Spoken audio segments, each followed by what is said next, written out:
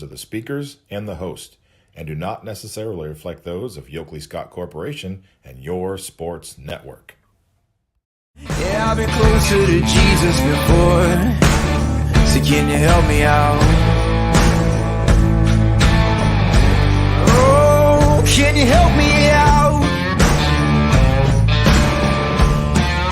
Am I on my own? Am I on my own? But can you help me out? Am I on my own? Am I on my own? Or can you help me out? Can you help me out? I've been scared to look in my soul.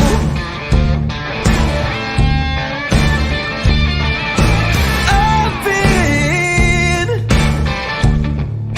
afraid I would follow the road. Yeah, afraid of the things I've been told.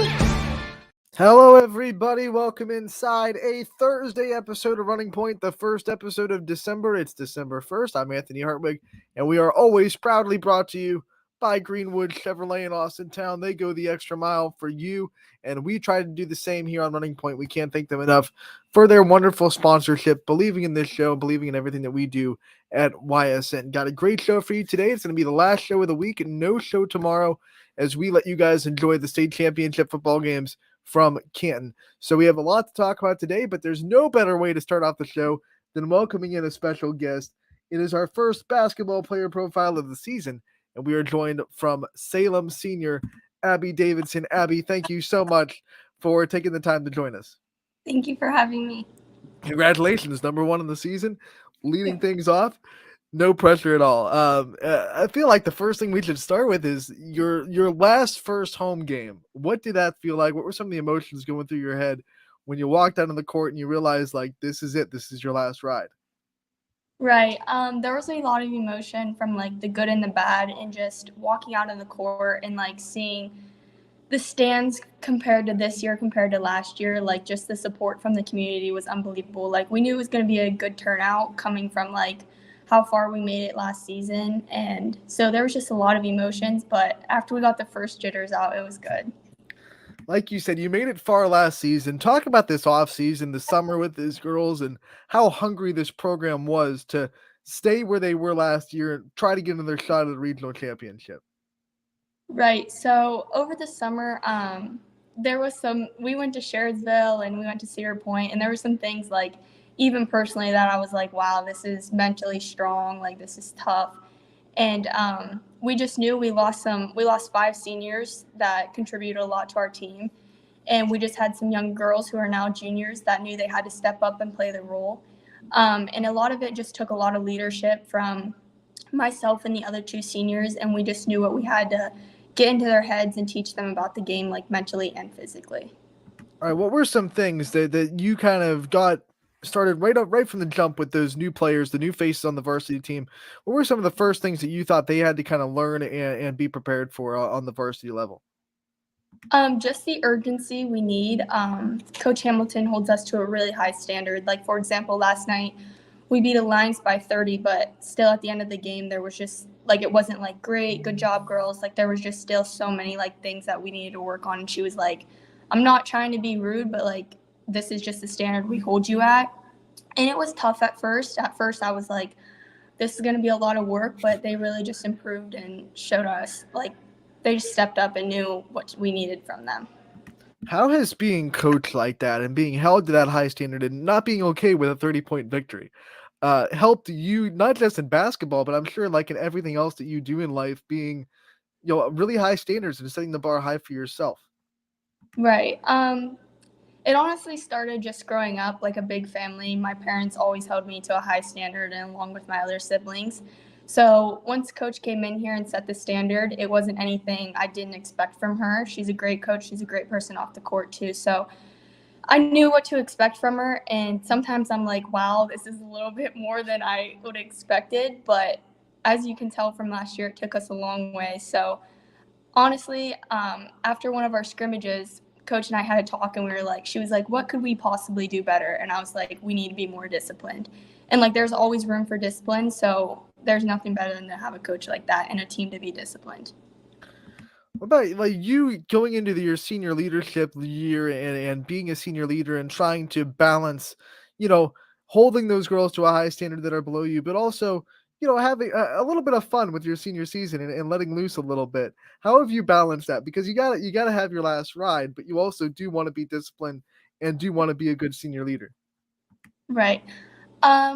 So it started off just like the season, like we just did simple things. Like we were like, all right, let's get these crazy team shoes and just like simple stuff like that. And at practices, that is something we also like harp on here at Salem, like just energy and the culture and stuff like that. Just like have fun. Like some of our practice film is just crazy. And there'll be days like if we have a really good practice, we'll have some fun at practice for like 30 minutes or something just to even things out.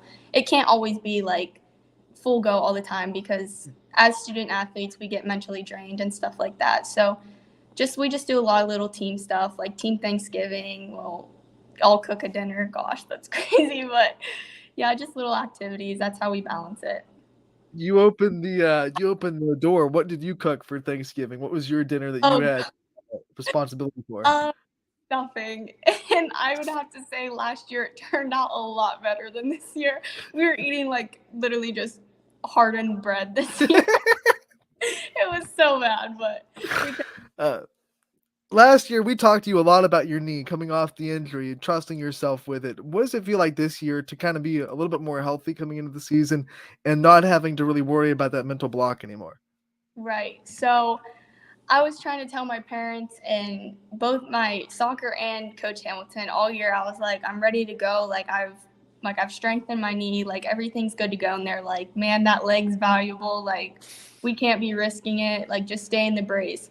And so literally the day of our first game, I went back up to Dr. Joseph and I was like, I'm practicing without it. Like I feel great. At this point, I just feel like it's holding me back.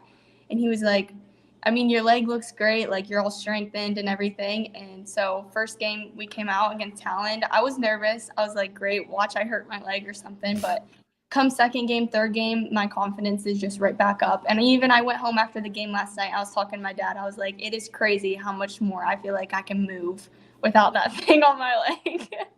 Do you think the brace was a little bit of a mental block? Like you have that thing always reminding you that your knee is weak, so you kind of feeling like it is, even though it's not? Right. And even like I just felt like I couldn't do as much. And coach would always tell me, they can't stop you, Abby, they can't stop you. But it's just like it was so mental. Like there was games where like I'd be like, man, I don't even want to play right now because like my leg, I just couldn't move. I couldn't play defense as good as I know I can. I couldn't like make moves to the basket as fast as I could. And so it's just like I feel so much more relief now that it's off. Came off a game last night, so we can use this as a little bit of a post-game interview too. I mean, when 17 points led the team. What was working so well for you last night? Honestly, I have to give it to my teammates. I mean, we all busted our butts and just defense. Our transition game was really good last night, and that's something we like harp on this year. We're more of an offensive team this year, but obviously we still focus on defense. That's just our culture here. But I'd have to give it to them. They really just like movement. There was a lot of unselfishness last night in the game, and just the physicality. Like all week in practice, we've been working on contact and stuff like that. So just going up against some bigger girls, I knew I had to get contact in there. Got a couple and ones. So that was How in it. the world do you guys one up the defense that you guys played last year? That's the big question because it was record-breaking performances. I mean, how do you one up that? Right. It's a good question. Last year, the girls we lost, they were all around good players, but a lot of their roles was defensively. Like we lost Abby Perry, one of the best defensive players to come through Salem High School.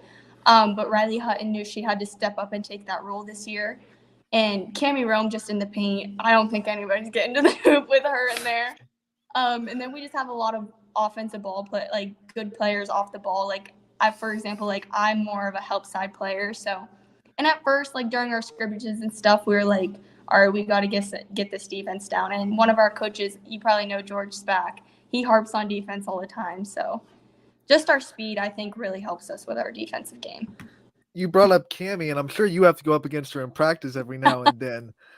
I mean, like, you look at her, and the size is not like daunting, but the blocking Right. ability is there, and the numbers are there. What makes her such a hard defender to go up against? Just her heart and her urgency to like be the best she can. In practice when we're going against each other, I'm like, oh great. We always look at each other and we're like enemies. Here we go. But honestly, it's the biggest privilege for me because now I have to figure out how, like, even then when I go against somebody in a game, it's a lot easier. And she's just great to have in practice and all. But I don't know, she uses her length, that's for sure. I'm gonna give you a chance to be a little bit of competitiveness inside your squad. Like, who's got the edge when you guys are going up against each other? Who's had the edge in the last couple years? Riley and I really bring the best out of in each other. Like, truly, we go at it. But we have Kaylee Carlisle. She's battling 24/7. No matter if she's on the ground, she gets right back up. And I would have to give it to Cammie too. It's usually me, Cammie, and Rye. We go at it pretty good, and we just bring the best out of each other. One of the hallmarks of the Salem team, even before last year, for a long time, has been having someone on the floor that was a spark plug or an energy maker, someone that always got you guys up.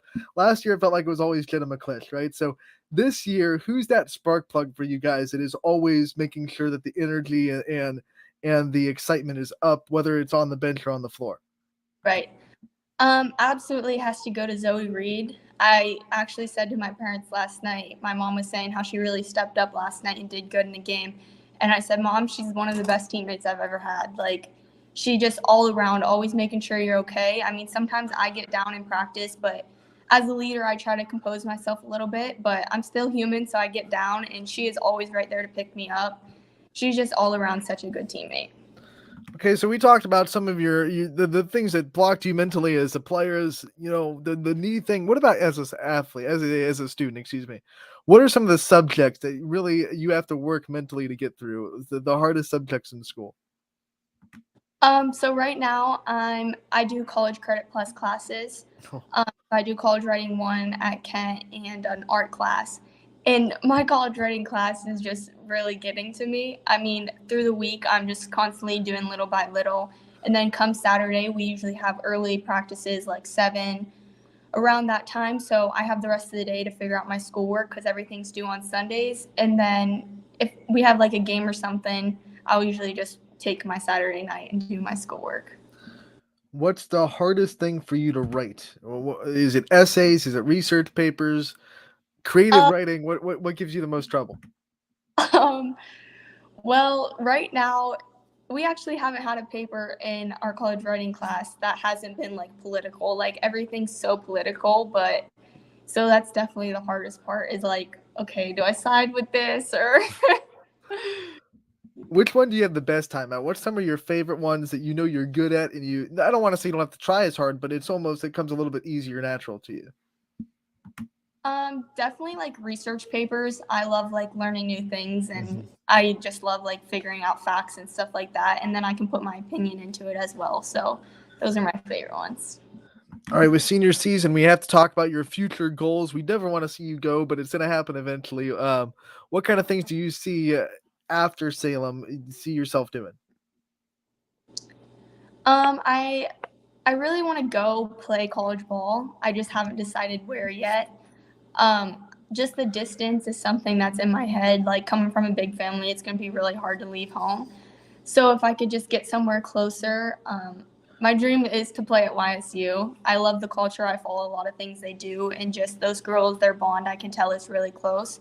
But there's a couple teams in like West Virginia and stuff that I've been talking to. So, and Cammie as well, actually. So that would be fun. I told Cammie, I said, if you go, I'll go.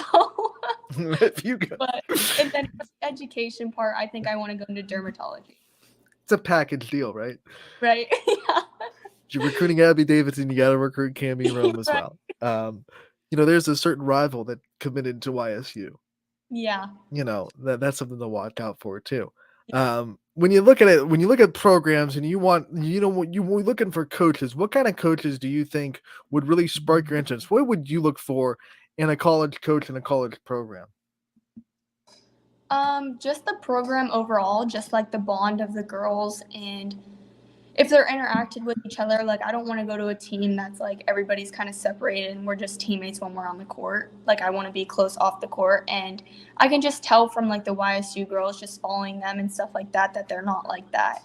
And then for like a coach, I look for somebody that's in like culture, like they want to deal with the culture of the team and just like team bonding and stuff like that, not just basketball 24/7, because chemistry, I believe, really does come from off the court.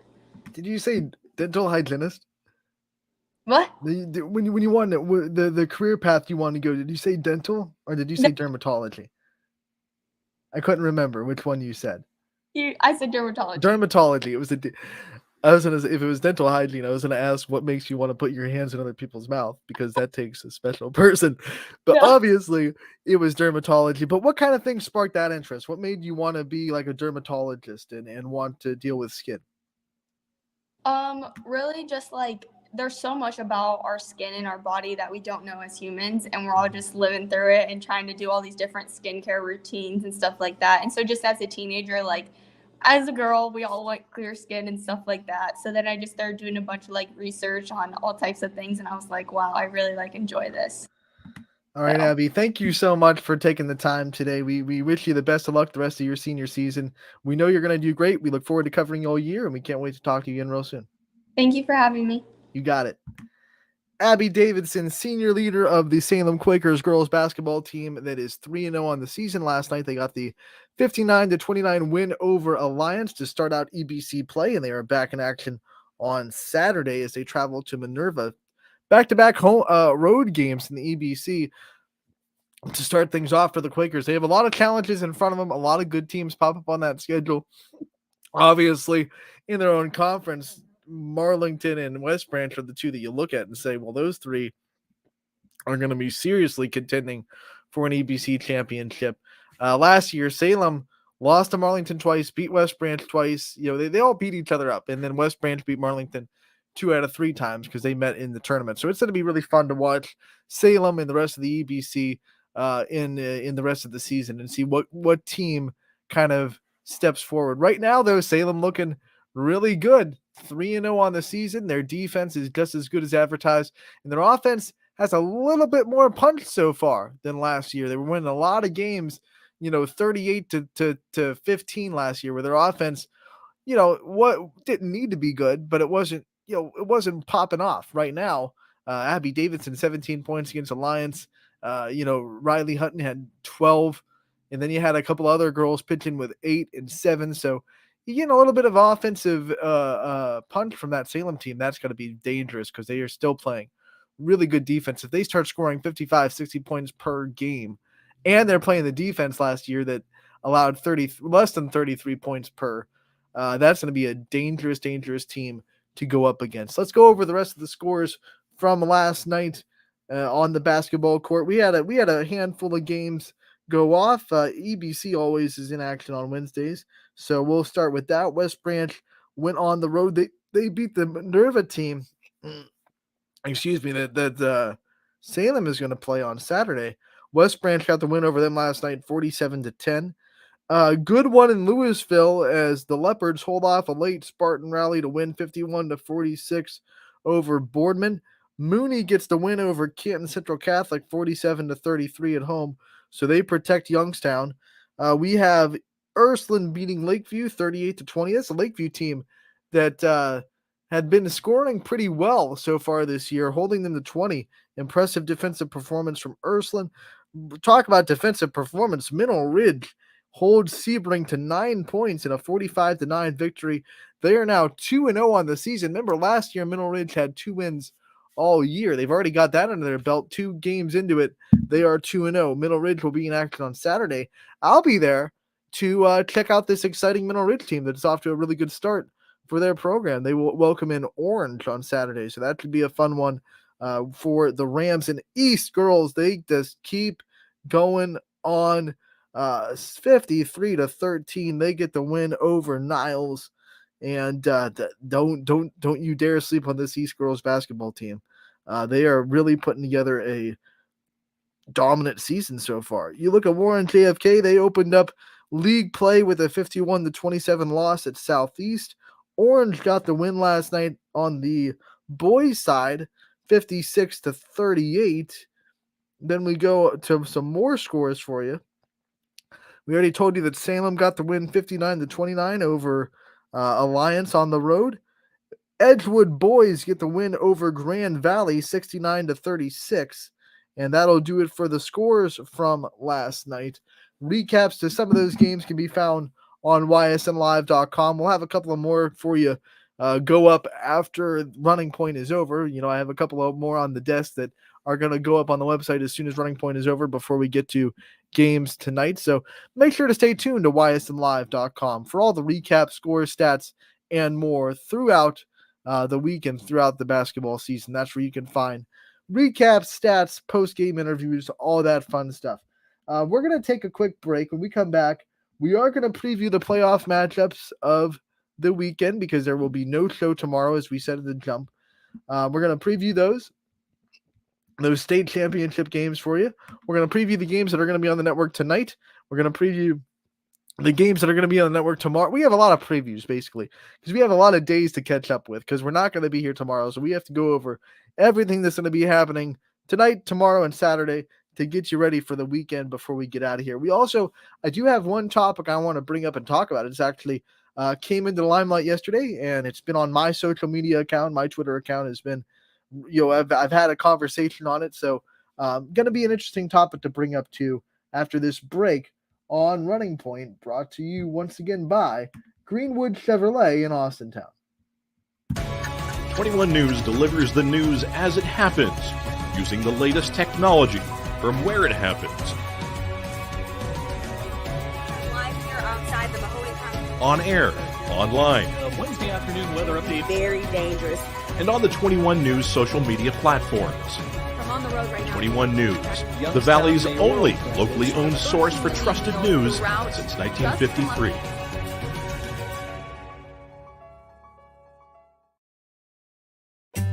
As fine as the eye can see, the finest hardwoods from the finest trees. Made for your home and within your means, Baird Brothers will help fulfill your dreams. Let life and light come shining through in quiet morns. And heavy traffic, too. Find your easy-to-afford fine hardwood floors and doors and more at BairdBrothers.com. Every customer has a story, and at Greenwood Chevrolet, we are committed to making sure it ends with you in the right vehicle.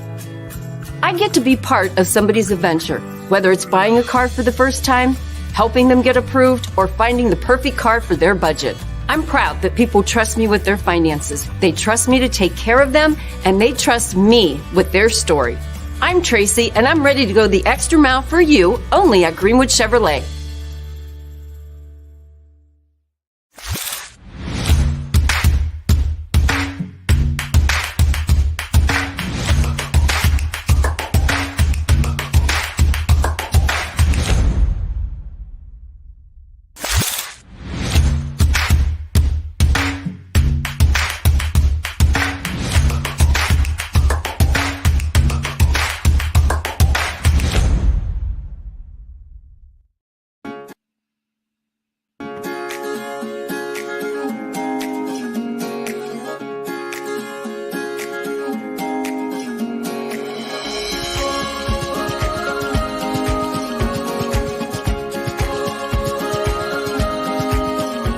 Locally owned and operated, Sheely's relaxed shopping experience means browsing and lounging is always encouraged. Find Flex Deal and more at Sheely's Furniture and Appliance, because the best things in life happen at home.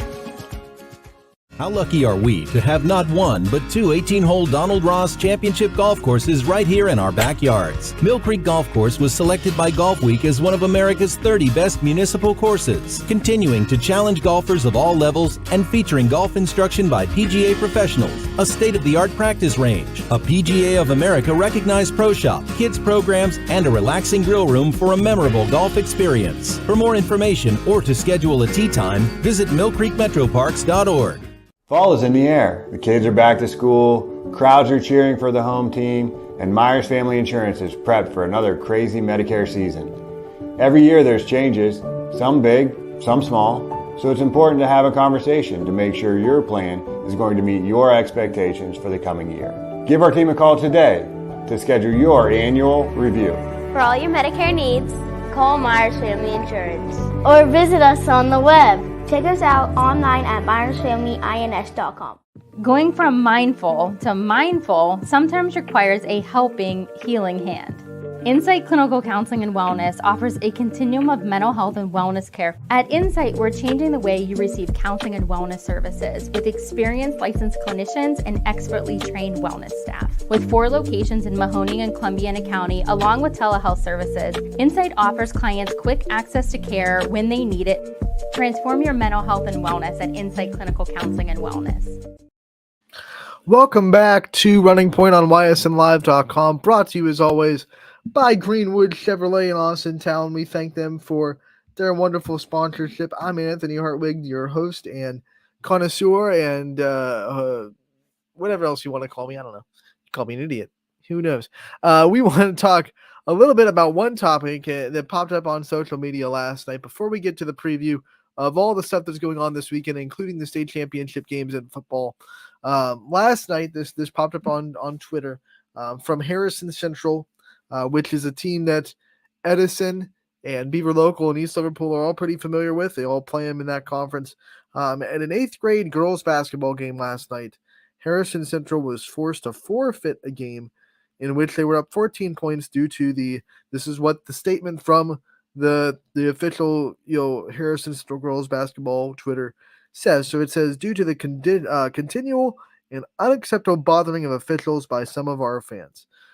So basically, the fan behavior in the 8th grade girls basketball game last night got so bad that the officials, instead of escorting someone out or kicking someone out, the officials said this game is over and that team's going to forfeit. Wow, if you are acting that poorly at an 8th grade game, one, I think it's time to look at yourself in the mirror a little bit and wonder where your priorities are just a little bit, because I imagine, don't know, have no idea what was said or what was done, just that comment, but I would hope and imagine that it had to be something really bad said or something physical starting for the referees to make the executive decision to not just kick those fans out, but just say, we have to end this game and you're going to forfeit.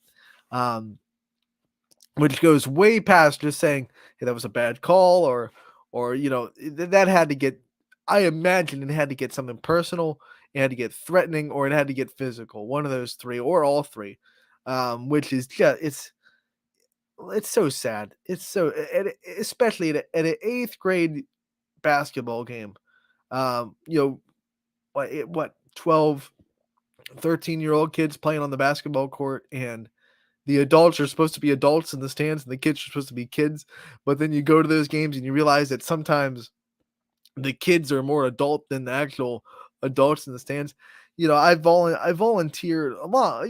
I've volunteered at our church's middle school ministry before, and sometimes I run into kids in that ministry and run into kids in middle school that I just go, man, they're more mature than some adults I see. And I think, when you go to an 8th grade basketball game, sometimes you see that too. The student athletes are not being a problem, but you look up in the stands and you're like, man, those adults in the room are acting a lot more childish than the actual 12-year-olds, 13-year-olds that are playing basketball. And sometimes it goes even younger. If you go to like a 10-year-old game, it's like, whoa, what is going on here? Which is crazy. But here's what the conversation kind of led to, because I shared that statement on my social media, didn't say anything, just shared it, and this thread just kind of evolved from it. And someone suggested, and this is, once again, I talked about it last week with the blowout situation. It's not a bumper sticker answer, and I hate bumper sticker answers. I hate it when people try to simplify really complex conversations into a bumper sticker and say, boop, there you go, that's the answer. But someone suggested that parents as a whole be barred from the events in middle school and high school, because it's just becoming too much of a risk to officials. All these officials can't work because they're too worried about how how safe they are. Obviously, last night, I mean, maybe a safety issue, which you never want to have an official fear their safety during a game, but that's a sad reality. But I think you will never ever see a high school or middle school get away with saying no parents can come to this event. Like, we are barring all the parents. You can't come. Um, and it's because we had this same conversation during COVID, because obviously in 2020, the whole mandate was get as little people into this gym, especially in the indoor sports, as possible. I'm sure if the state could get away with it and if the schools could get away with it, they would have said nobody in the gym, right? Just the athletes. But they couldn't tell parents you can't come to your kid's game.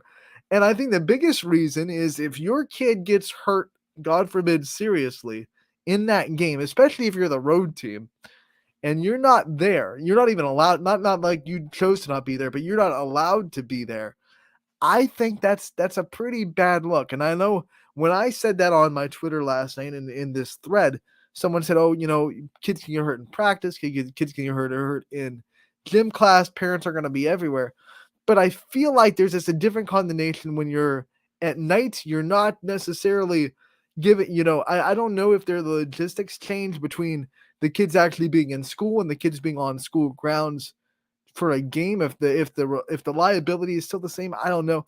But I feel like there's just a different feel to when your kid is playing a game, a sanctioned game by the school at night in the gym, rather than getting hurt at school.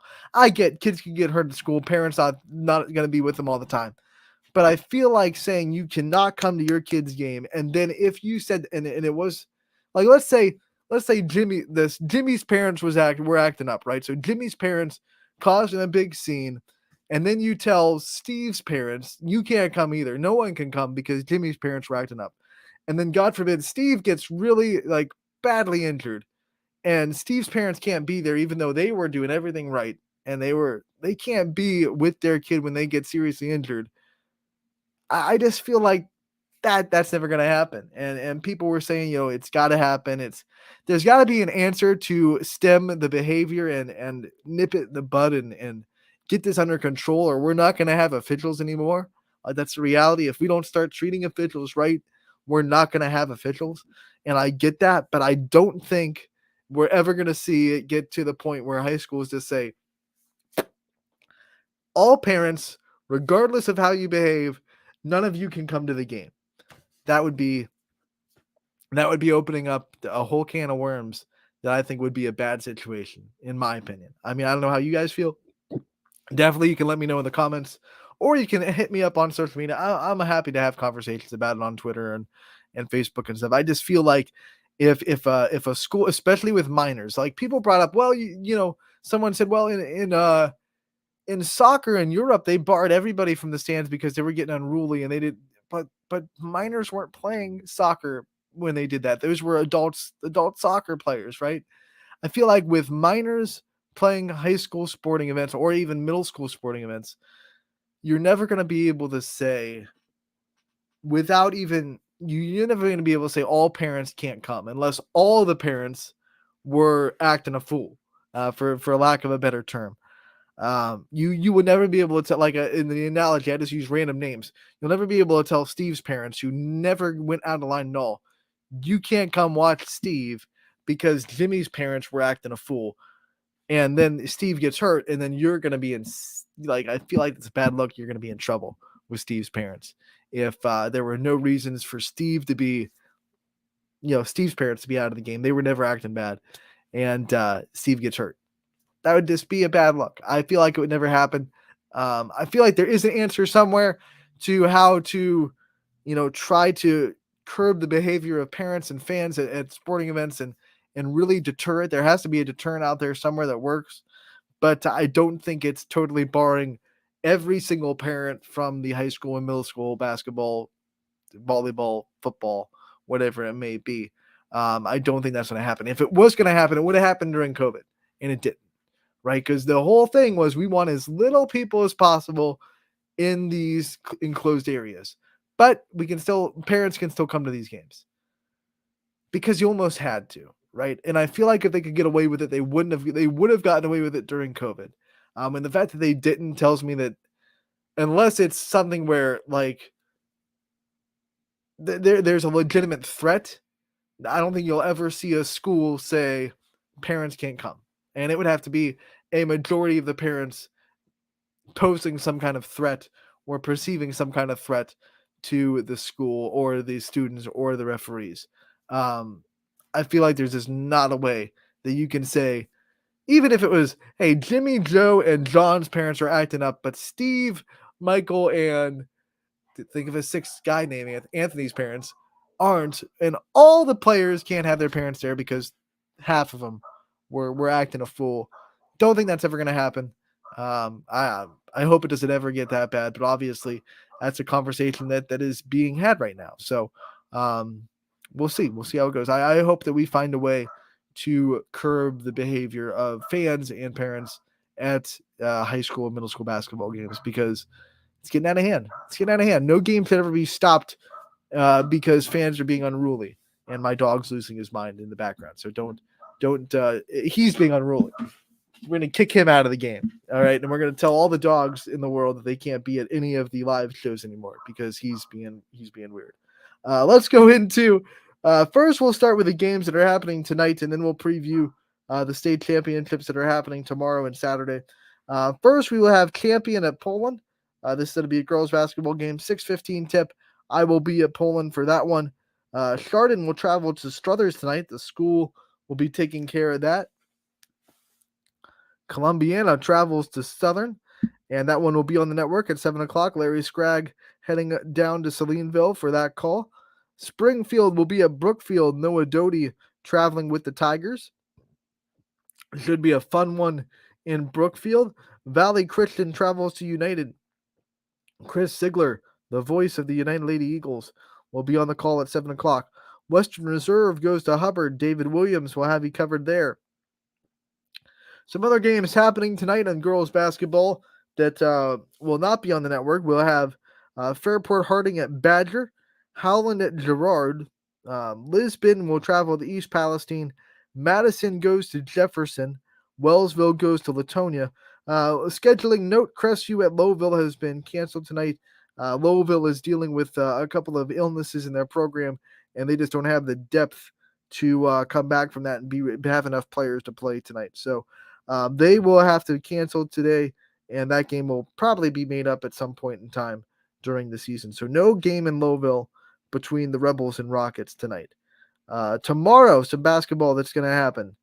We'll have boys basketball in full swing. Badger travels to Campbell Memorial. Eric Hughes will be on the call there. Cardinal Mooney will be at Boardman. Donnie Riccatelli on the call there. Champion at Niles. We have Ian O'Brien going there. Crestview at Jackson Milton. Larry Scragg will go to the Blue Jays. East Liverpool at Beaver Local, the rivalry. That'll be called by Nate Kelly. Howland at Lakeview, going to be called by Sam. Hubbard at Brookfield will be called by David Williams. Fitch opens up the season hosting Hudson. That'll be called by Ty Bartell. Lisbon at East Palestine. Tim Figley will be on the call there. We have Mineral Ridge traveling to LeBray. Noah Ricks on the call for that one.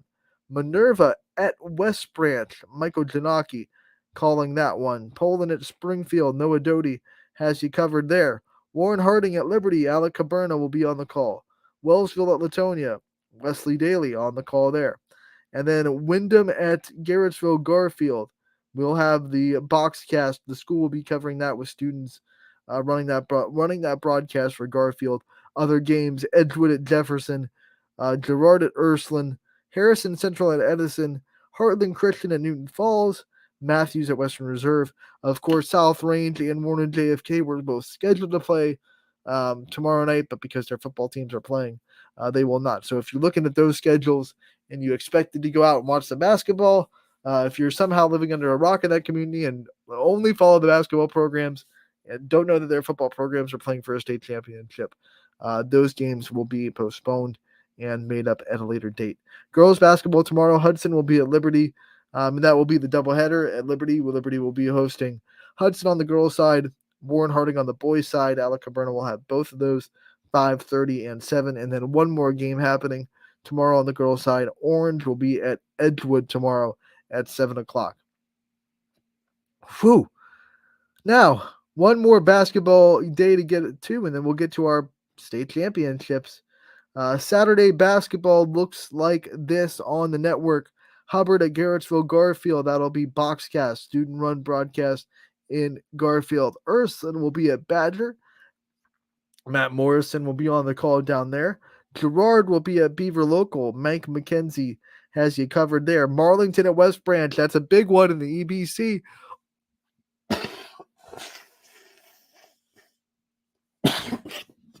Excuse me.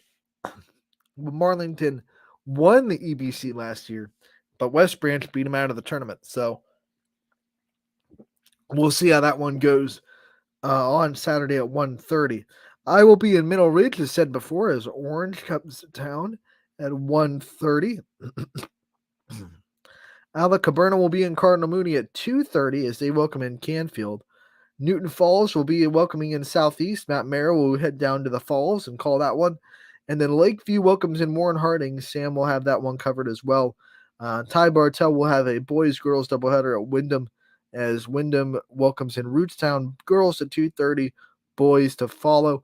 So boys basketball tomorrow. Richmond Heights at Orange. That'll be school. Garfield will have a boys-girls doubleheader. They'll play at 7 o'clock.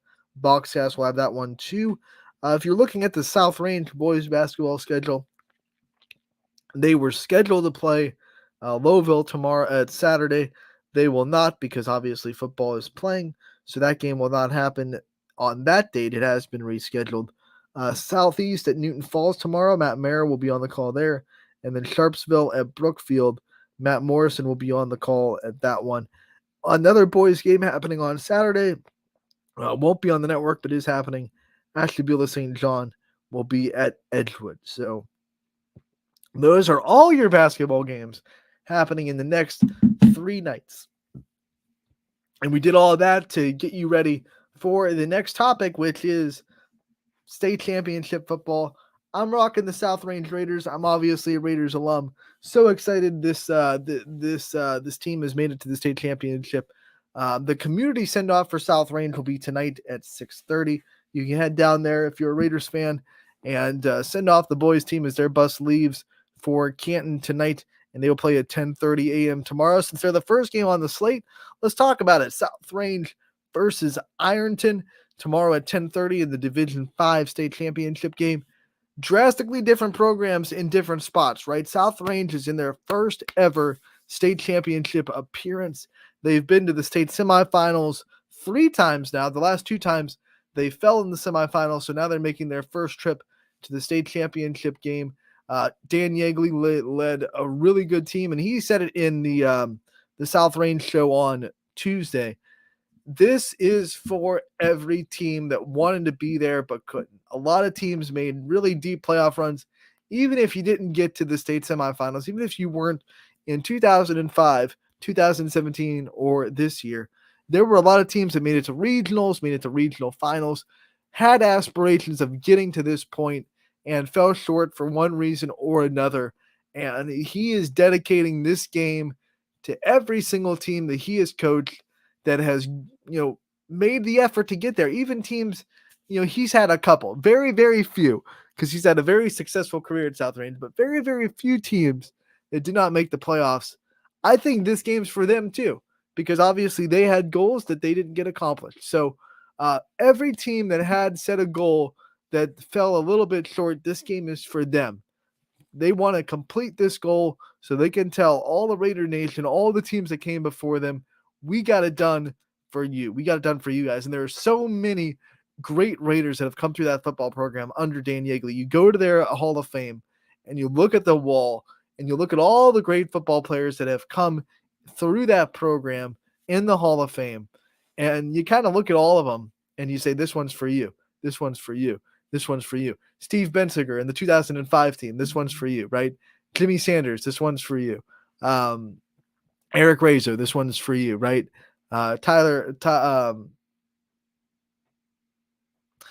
Stouffer. This one's for you. Daniel Bazaka. This one's for you. Anilo Bazaka. This one's for you.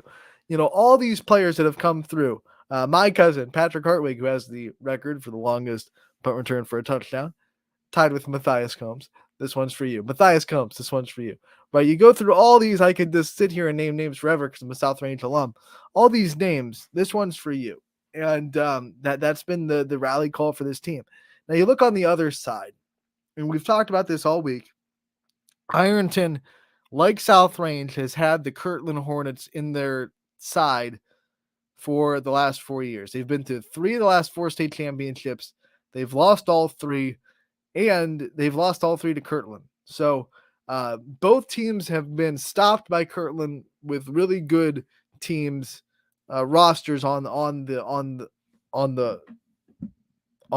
field, right? So South Range, the only difference, South Range was stopped in the regional finals, and Ironton was stopped in the state finals. If it was flipped, who knows? Maybe those South Range teams all go to state, and maybe those Ironton teams fall in the regional finals, because Kirtland, obviously, in those years and this year, so talented, so good, so hard to beat, and both teams kind of ran into them. That boulder is gone. Ty Bartell likes to use the metaphor of the boulder. That boulder's gone. So now one of these teams has an opportunity to kind of clear the way and finish the goal that they haven't been able to get because one team's been dominant in that division. So it's going to be interesting to see how they both handle it. Obviously, Ironton has players that have been there before. The stage probably won't be too big for them. But I imagine South Range has done a couple of things this week to try to simulate the stage and get their players ready for it. Obviously, if you play in a state semifinal, like if you can't get geared up for that, and if you don't get dazed by the limelight of the state semifinals, the only thing that's going to get you is the fact that you're playing in Hall of Fame Stadium. That could like shine a bright light on you. But I think South Range will be ready. You look at Ironton; they have 3 Power 5 recruits on their team. They have a kid that's going to Wisconsin, 2 kids that are going to Cincinnati. So, no, actually, Cincinnati isn't Power 5, are they? They're Group of 5. They play in the American Conference. My bad. So 1 Power 5 player, 2 Group of 5 players, but Cincinnati is premier Group of 5 team. You get it. You get what I'm saying. They have really good football players, right? They have players that are at the elite level, going to the top programs of the country. So Ironton, definitely a team to look out for. But South Range, I feel like this year there's been a couple of teams like, oh, watch out for this team. You haven't seen this team yet. Like, well, okay, but you haven't seen South Range yet. Like, I DJ only shared the story of going up to that state semifinal game against Liberty Center, and people telling them, oh man, wait till you see Liberty Center, right? So wait till you see South Range. It reminds me of one of my favorite sports movies, Glory Road, where Coach Haskins, who coached the Texas Western team that beat Kentucky, he's being in the press conference and he's being asked, how are you going to stop this guy from Kentucky? How are you going to stop this guy from Kentucky? And instead of answering that question directly, he goes and says, well, why don't you ask Coach Rupp how he's going to stop, my guys?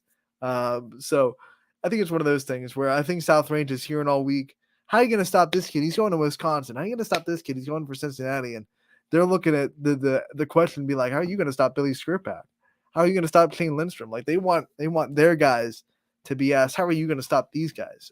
So South Range, probably the quote unquote underdog in this game a little bit, with the fact that, Ironton's been to 3 of the last 4, but I don't buy it. Don't buy it. I see South Range winning this game. Of course, we're company people. We're rooting for South Range. We can't wait to see them play tomorrow at 10:30. It'll kick off the state championships on Friday. They do have a game tonight in Canton. I believe it's Division 2 plays tonight, if I'm not mistaken.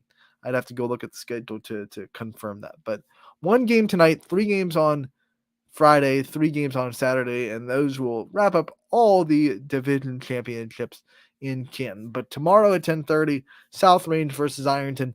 You can find the audio free on YSN at ysnlive.com/live. You can also get the video broadcast at the OHSA website. I know a lot of people were very smart and bought the OHSA webcast, bought their video stream, turned their volume down, and turned our volume up. When I did it on Friday, all it took was pausing that video for about 3 seconds and letting it catch up, and then boom, you were synced. and you were really good. And it you get best of both worlds, right? You get the video, you get to see all the energy, see everything that happens, but then all of a sudden you also get, you get the calls that you've been getting all year. You get DJ Yoakley and Gary Niddle, who've been excited about this team all year, calling the game. It doesn't get any better than that, right? So, but that is not the only game going on tomorrow in the state championships, because guess what? How many do we have in the state championships? One, two, three teams in the state championship.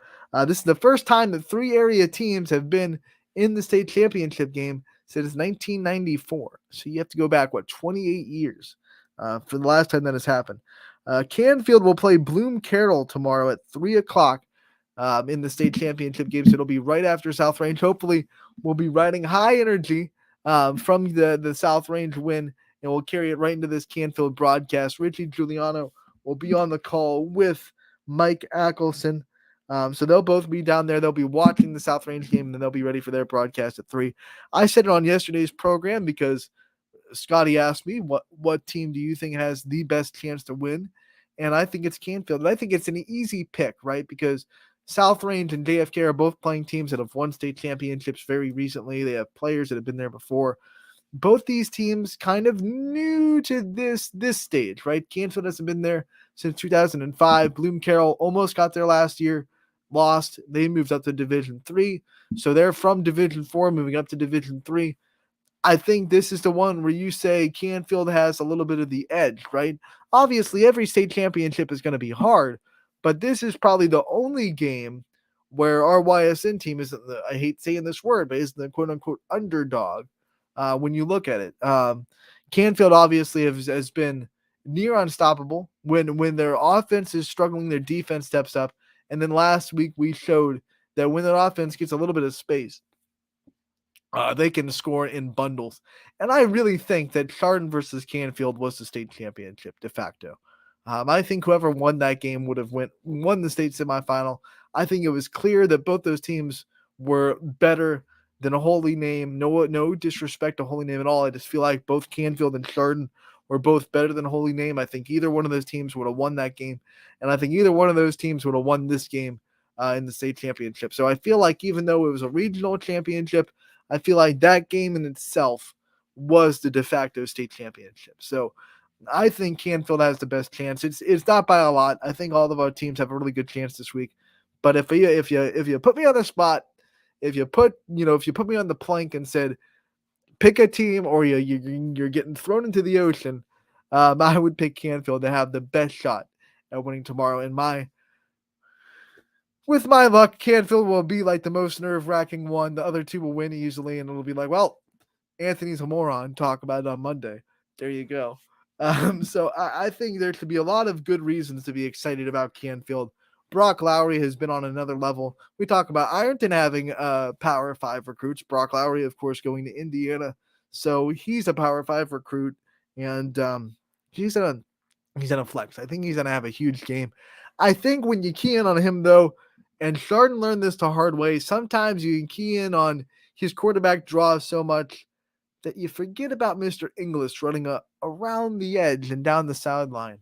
That game-winning touchdown was that exact thing. I think Chardon got in a little bit too much, was squeezed in a little bit too much, and then you saw Danny Inglis break contain and run down the sideline for a huge touchdown to put them up 14-7. So that might be a big factor. Who knows? I think Canfield's defense, we've talked about it. It's too much. I think their offense will score enough, and I think Canfield definitely has a big shot to win this game. And this is the one on Saturday. The story writes itself, right? It's a rematch. The last time Warren JFK was in the state championship, it was against New Bremen. That was New Bremen's first trip ever to the state championship. So now they've made 2. Remember back then, we told the story of this program, New Bremen, it was almost gone. They almost abandoned the football program. A donor gave money to a weight room. They kind of rejuvenated the program, and then here they are in 2 state championships games in 3 years. So it would definitely be a story that would be featured on YSN if they were a YSN school. They're not, so we get to root against them and be incredible homers to JFK, because that's how YSN rolls. JFK hasn't looked amazing in these playoffs, but they found ways to win. They have found ways to make clutch plays when they need them. Has their offense been high scoring, prolific? No. Have they scored when they needed to? Absolutely. Have they come up with the clutch plays? Absolutely. There's something about Warren JFK. We've talked about it before. Something in that blood, in that DNA, in that culture at Warren JFK, don't know what it is. Their kids know how to just phase out the situation, phase out the pressure, phase out the stress that comes with the game situations, and just go make plays. And you can't coach clutchness. You can't coach clutchness. And Warren JFK has been clutch the last 2 weeks, especially. But last week 14-7, Norwalk is driving. They could tie the game up. JFK forces a scoop and score. Another non-offensive touchdown. Like, that's a big moment, a big play in a big situation. A lot of kids would just fall on that ball. Nope. Warren JFK said, I see an opportunity to pick it up and run for a game-sealing touchdown. I'm taking it. And they have had a ton of non-offensive touchdowns this year. I think that a non-offensive touchdown is going to be the difference in this game. Warren JFK wins with either a kick return, pick six, fumble recovery for a touchdown, block punt. Something's going to happen in this game where JFK gets a non-offensive touchdown, and I think it'll be early. I think it'll set the tone. Because we saw a couple of weeks ago, remember, they scored 14 points before their offense even scored. So I think their defense will set the tone, get some scores early, and I think that's how JFK wins this game. We'll see on Monday if I'm Nostradamus or if I'm just a Joe Schmo with a podcast. Who knows? It's going to be a fun weekend. Make sure to check it all out. ysnlive.com is where you can find it all. State championship action on Friday, and that's why we will not have a show. Reminder, no show tomorrow on Running Point. We want all the eyes, all the ears on our broadcast, so make sure to check them out. 10:30 and 3 o'clock tomorrow, 3 o'clock on Saturday. We've went over all the basketball that's going to be on tomorrow and tonight and Saturday as well. Plenty of stuff to keep you covered, keep you enjoyed, keep you entertained, all on ysnlive.com/live. Please, please, please have a great weekend. Have a safe weekend if you're making the trip down to Canton for any of those three teams or all three of those teams. Please have safe travels. Make sure to go to all their athletic pages and see the information about where to park, how to get in and things like that, because Hall of Fame Stadium a little bit more straight and narrow than most high schools. So you're not just going to walk in. You got to make sure you go to the right spot for everything. So make sure you're informed, you're safe, and you have a great time in Canton. We thank you so much for tuning in today to Running Point from 1 to 2. We'll be back on Monday to recap the whole weekend and have some fun with me and Ty on Monday on Running Point from 1 to 2. Check us out after the weekend. Have